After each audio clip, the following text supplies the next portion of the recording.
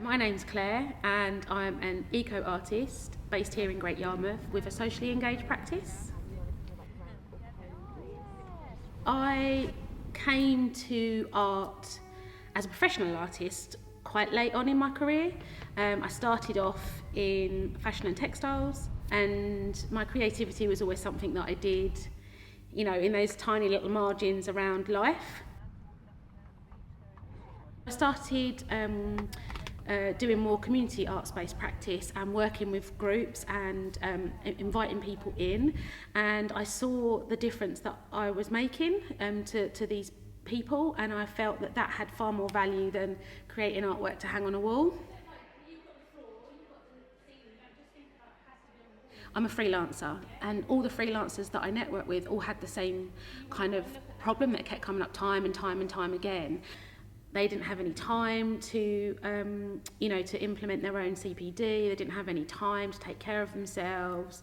That the work they were doing, they didn't feel valued. They were helicoptered in to do stuff and then discarded afterwards. There was no kind of support, and seemed obvious to me that support could and should be there, but that no one was providing it. So that's where Rest and Digest comes from, really. The way that Rest and Digest program's been structured is that we have 2 days a month. One of those days is more holistic focused, and one of those days is more professional development. So with the holistic side of things, we have the wellness walking. Walking in itself has been proven to be a meditation. My name's Genevieve Rudd. I'm a community artist. I'm a wild beach leader, and I lead arts projects that are around nurturing nature connection and often take the form of a walking arts project. So I really love that combination of arts practices, creative practices, nature and environment, and also how that has an impact on health and well-being. I think what feels really unique about Rest and Digest is it's putting the well-being of the practitioners right at the centre, and recognising the labour, recognising the energy that it is to be a practising artist, to be people who facilitate arts projects and people who work with people. I'm Bill Vine, I'm a composer. So yeah, we've been doing these wellbeing walks with Genevieve Rudd, who is she's a wonderful human being and artist. You're just given a chance to walk and be outside and talk, and again make some marks and respond to where you are, and there's no pressure, and I don't know, it's really freeing.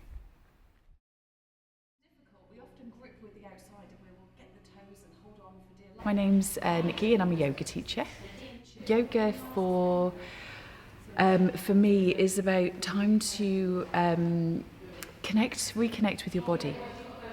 Start to engage your grounded hand as you inhale. I think the whole project is, such a fantastic idea because especially with creative people, we tend to be very critical of ourselves, and and it's a bit of a pressure, and we're given a portion of ourselves and saying this is what I've got, and it's kind of daunting and heavy sometimes. So I think this project is so important to understand the beauty of and the value of stepping back. Yoga, what a revelation!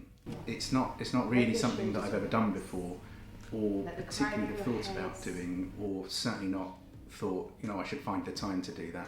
And actually I should absolutely find the time to do that, because it's really relaxing, and you just come out feeling kind of ready for action, fresh, invigorated, and like my mind is there where it needs to be.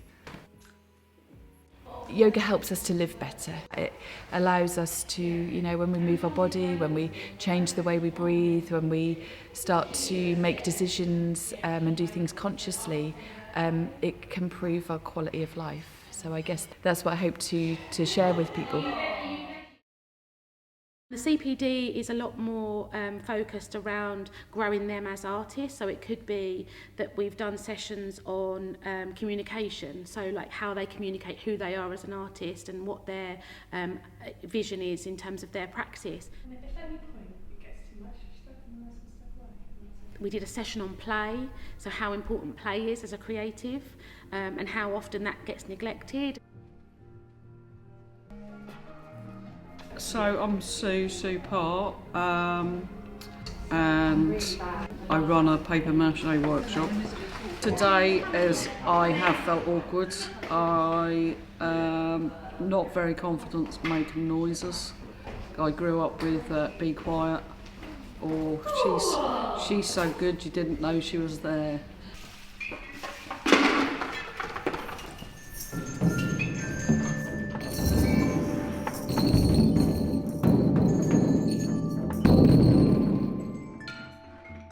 I've been very conscious of not belonging as an equal, and so when this course came up, it was just everything that I'd been wishing for. This is just like magic, because it is just, I couldn't ask for a more supportive group. Having that space and that support and looking at yourself, very powerful for me. I would say, doing the session with the magic acorns, I mean, you know, as a middle-aged mother to teenage children, the thought of playing kind of just doesn't occur to me in that sense anymore. And actually, it was really interesting how just picking up the instruments and the various bits and pieces and playing with them and just messing around with them kind of ignited something within me that I think I felt like I'd forgotten. I'm Lorna Marshall, I'm a visual artist, and I work mostly with print drawing and also pyrography art, so wood burning.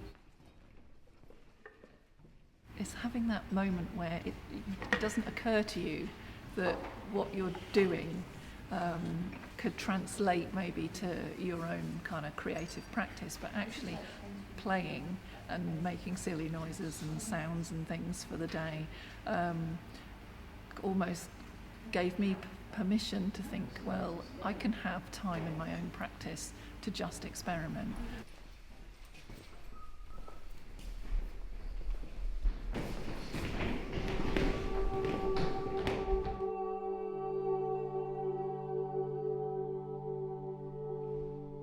I'm Gabby. I am a painter and primarily a portrait artist.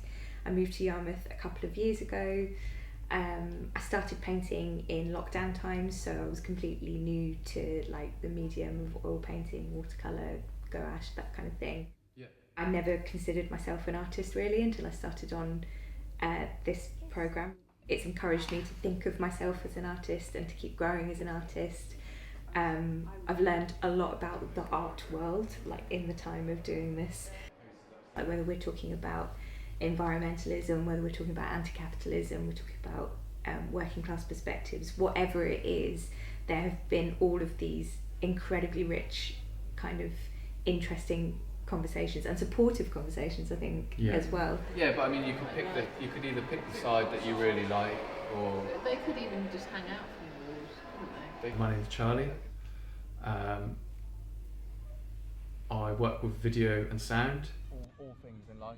I came across Rest and Digest at a perfect point when I wanted to expand my what I know about getting funding and how to kind of live and work as an artist rather than have it be a kind of side hustle. And what this kind of really helps us to see is actually there's a huge community of people that we can collaborate with, where we can do what we do properly, be paid properly, and and it kind of be valued and above board on a labour and payment perspective. And how they were just felt dirty. Yeah. Is it the message at the end? But it'd be interesting then, so then if I don't put sound on mine, then it would be playing with your sound. Yes. Hi, I'm Jean. I'm kind of a filmmaker, so I've been doing community film workshops for quite a long time, about 15 years. And I kind of returned to my fine art practice in lockdown. I think it's really rare as an artist to spend time with other artists unless you're actually doing a project where you're always really pushed for time. So having this time to actually reflect on our practices and get to know each other and has just been a fantastic opportunity. And also, you don't have to get everything figured out today, right here, right now. This is kind of I'd like it to be something that any freelancer can access, and this framework, I'm hopeful that it could be picked up and it could be replicated all across the country. It's kind of like that whole kind of validating the arts for what it brings to society, and I feel like that isn't done at the moment.